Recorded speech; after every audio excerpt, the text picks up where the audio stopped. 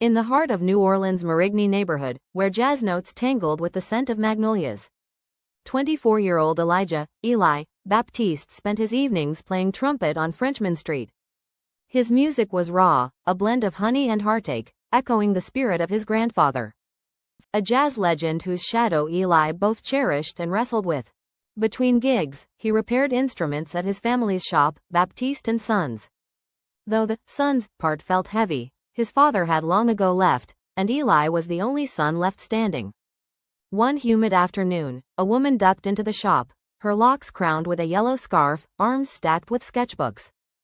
Camille Duval, a muralist painting a jazz history piece on a nearby building, needed a repaired harmonica for her project's centerpiece. Eli recognized her. He'd seen her laughing with street performers, her hands stained with paint, her voice warm as she debated the best beignets in the quarter. They bonded over shared obsessions, Coltrane's A Love Supreme, the way twilight turned the Mississippi gold, and their mutual habit of talking to ancestors.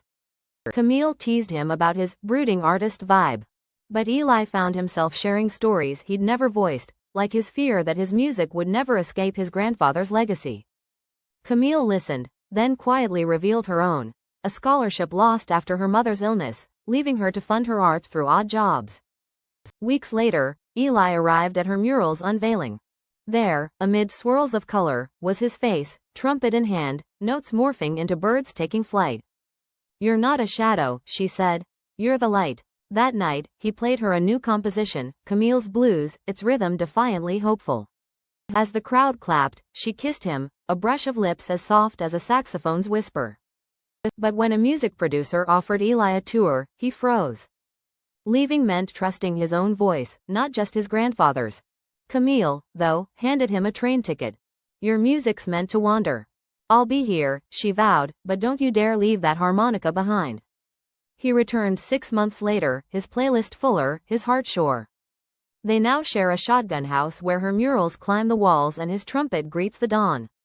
And every Sunday, they argue about beignets, though he's started sneaking Café du Monde into the pantry. Just because.